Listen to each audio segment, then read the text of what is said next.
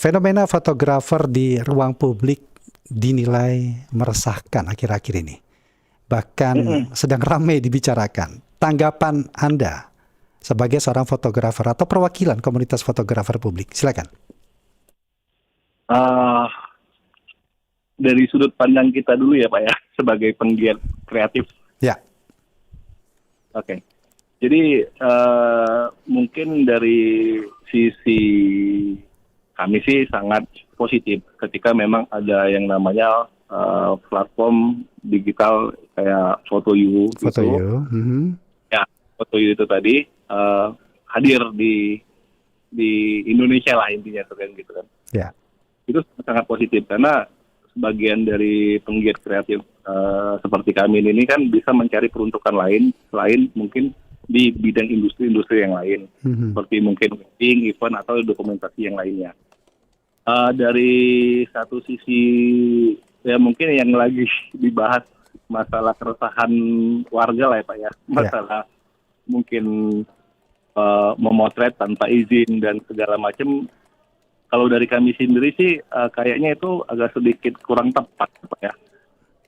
Karena kami sendiri kalau ketika memotret itu kita bahas masalah teknis lah sedikit banyaknya itu.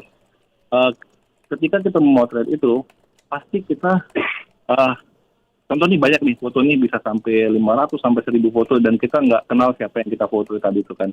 Kita upload semuanya sampai seluruh foto tadi karena kita nggak mungkin sortir satu-satu, kita upload semuanya. Ketika memang nanti ada yang mau check out atau beli foto itu kita ya tinggal kita edit, kita kirim foto yang sesuai dengan mereka yang check out masing-masing. Kebetulan yang secara ini sih ya banyak juga yang apresiasi gitu kan karena ini lebih kan FOMO yang positif ya Pak ya kalau kata orang itu kan ini kan FOMO yang positif. Alhamdulillah ya kitanya juga secara ini terbantu dari sisi ya mungkin secara perekonomiannya juga ekonominya. Gitu kan. Ya. Tapi Mas Reza, sejauh mana teman-teman fotografer ini juga mempertimbangkan batas kewajaran kreativitas ketika mengabadikan atau memotret orang di ruang publik tadi, terutama mungkin di upload di platform FotoYou tadi ini ya. Seperti apa ini batasannya kalau menurut Anda sendiri? Kalau membicarakan soal batasan sih kita kan pada saat itu kan apa ya? Kan aku juga lihat nih ada pemberitaan yang masalah ada seseorang yang tiba-tiba lari di salah satu tempat Car Free Day lah itu. Kebetulan memang itu fasilitas umum. Ya mungkin saya rasa sih mungkin bisa cari alternatif lain yang memang tempat lari juga, tempat yang bukan fasilitas umum dan itu memang nggak ada fotografernya secara ini. Tapi kalaupun memang mereka ini bukan menyalahkan atau siapa-siapa. Ya mungkin ini kayak masih abu-abu ya Pak secara aturannya juga ya mungkin memotret orang tanpa izin itu ya mungkin ada salahnya juga. Tapi kita juga kalaupun memang itu secara apa ya kita kan sudah ada namanya yang platform FotoYou tadi. Kita rasa sih dengan adanya platform itu kita lebih ke apa namanya kebantu secara mungkin regulasi kali ya bisa dibilang atau mungkin kayak itu kan karena dari satu sisi itu ketika memang kita tidak memanfaatkan seperti yang diberitakan ada yang namanya di AI segala macam karena kita ya memang nggak mungkin pengen memanfaatkan seperti itu sih kalau untuk masalah batas ya masih sedikit ini sih karena kita cuma memotret upload sudah ketika orang beli ini kalaupun memang itu udah dari atau 2 hari itu kita delete semua fotonya tanpa kita ada unsur kesengajaan.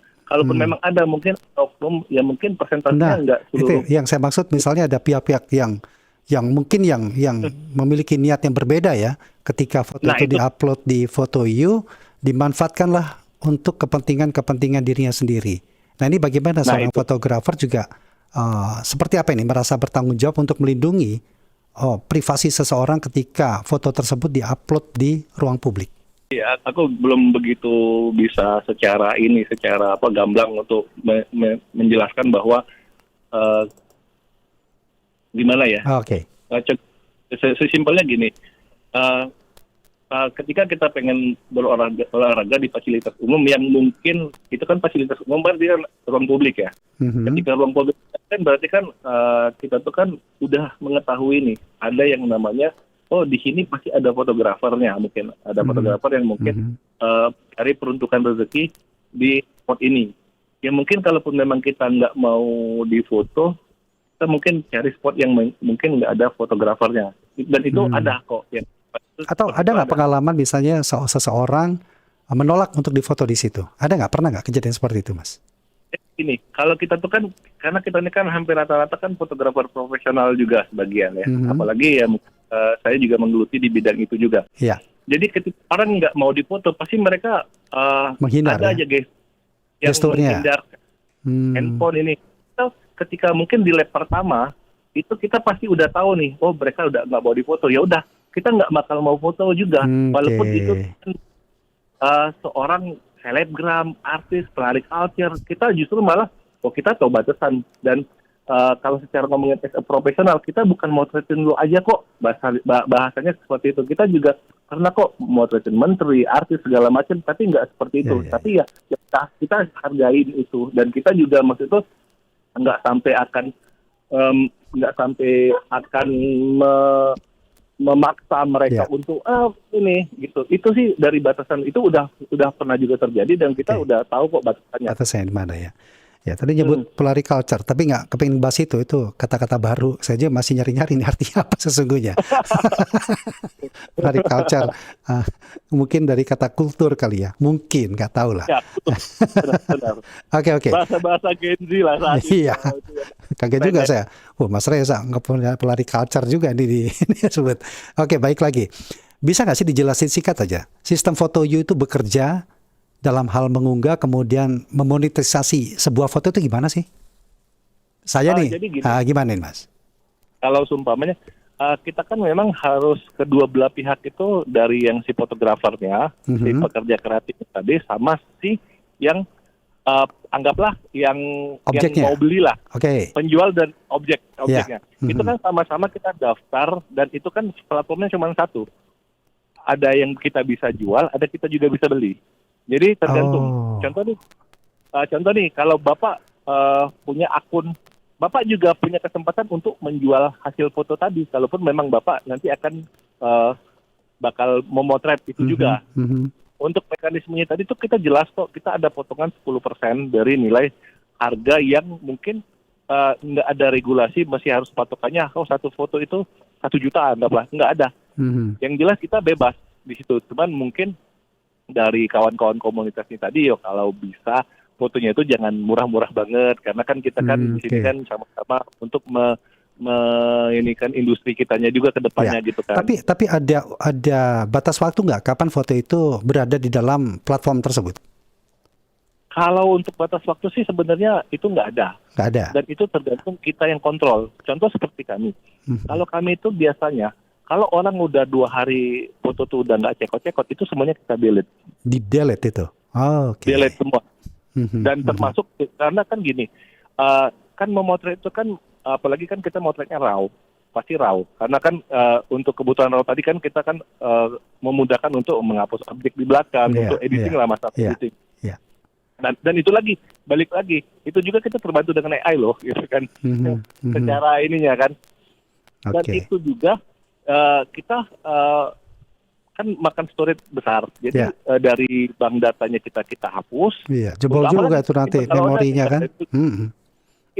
Bakal makan memori kita gitu kan. Jadi mungkin kalau untuk di storage paling lama seminggu lah kita simpan. Tapi kalau untuk di foto kita langsung hapus biasanya gitu. Kita sudah menerapkan sistem seperti itu. Jadi lo mau beli, pada saat itu dan waktunya terbatas. Kalau lo silakan, kita kan udah kasih harga penawaran spesial lah. Kita kan woro-woro juga, maksudnya memanfaatkan sosial media juga seperti Instagram dan lain-lain untuk kita selling foto tadi. Mas Reza, ada yang mengatakan ini adalah karya kreatif, tetapi ada juga pihak yang mengkhawatirkan ini eksploitasi digital. Nah, bagaimana Anda membedakan antara karya kreatif dan sebuah tindakan eksploitasi digital ini? kalau bagi kami Pak ya sebagai pekerja kreatif seni tadi yang memang berkecimpung di industri ini, kami menganggapnya ini hal positif karena ini sebagai batu loncatan untuk kami menuju loncatan-loncatan selanjutnya. Ya, Contoh, ya. ketika aku memotret foto, yuk kita kan emang buat industri, kita emang buat brand. Mhm. Contoh, anggaplah spot A, contoh kan. Jadi spot A tadi bukan hanya untuk foto you, jadi kan tren lagi olahraga yang lagi sekarang bisa dari padel, Oke. tenis. Nah itu kan jadi kita meluas tuh, bukan cuma satu sisi yang kita kejar cuman foto running. Itu dari sisi Ah, dari yang kami ini. Tapi kalau dari sisi eksploitasi digital tadi sih aku anggap itu tidak benar karena mhm. agak kurang tepat. Karena kalau eksploitasi digital tadi ya mungkin bagi orang yang nggak berkecimpung di dunia menganggap mungkin seperti itu. Tapi bagi kami sendiri sebagai pelaku industri kreatif ini tadi itu salah satu sangat win-win solution bagi kami. Oke. Nah, sejauh mana sih platform Foto You itu juga memberikan perlindungan kepada fotografer? Fotonya nggak dicuri, tidak dimanfaatkan oleh pihak-pihak tertentu untuk niat-niat yang lain, gimana itu? Nggak bisa Jadi juga? seperti ini. Mhm.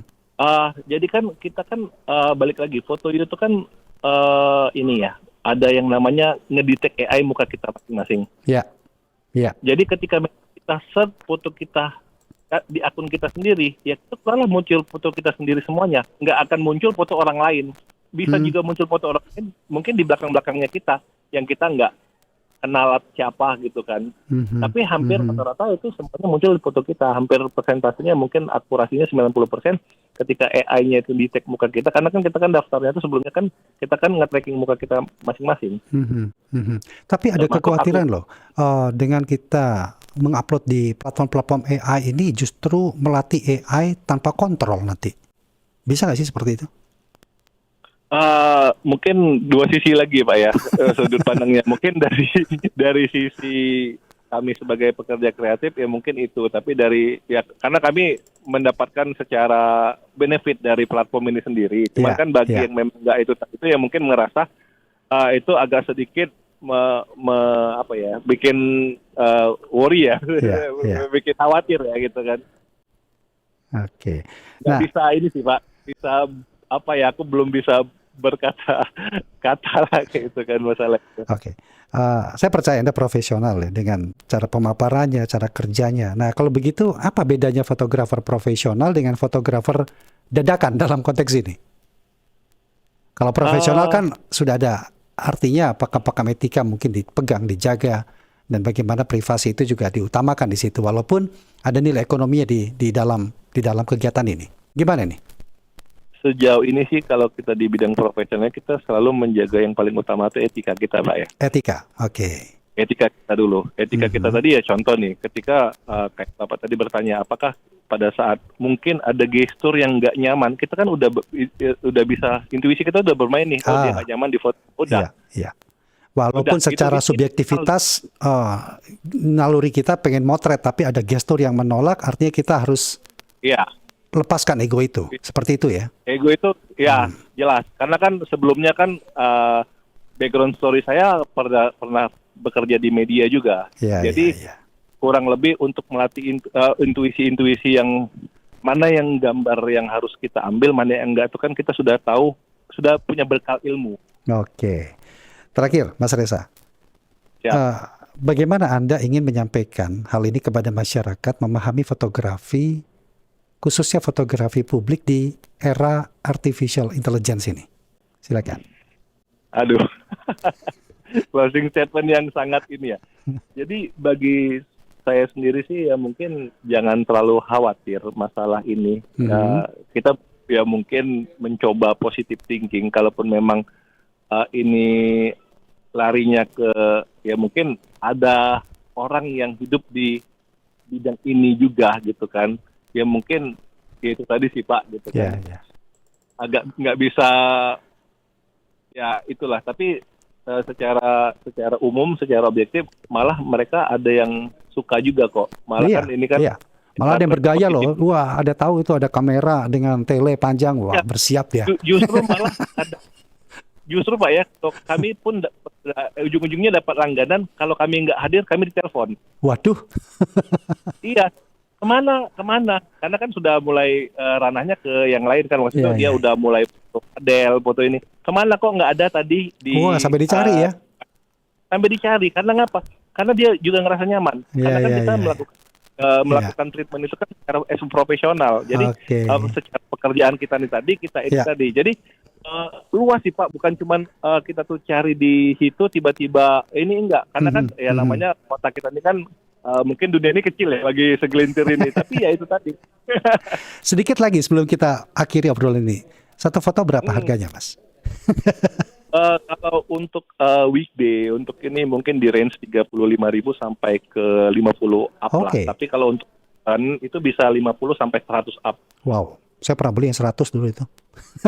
Iya, kalau Ya. kalaupun memang satu, ya maksud itu kayak aku punya teman juga, sorry cerita sedikit.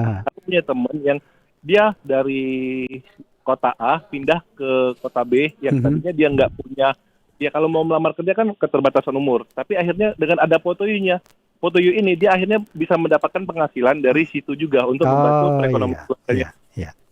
Sedangkan dia ya punya bekal memotret lah pada saat itu. Sedangkan kalau mau bekerja kan nggak mungkin bisa terima, kalaupun kadang keterbatasan umur juga. Itu sih. Oke. Mas Reza Dinata, makasih banyak ya Mas ya. Udah ngobrol Siap. dengan kami malam hari ini di Pro 3 RRI. Sukses Mas. Salam sehat, selamat malam.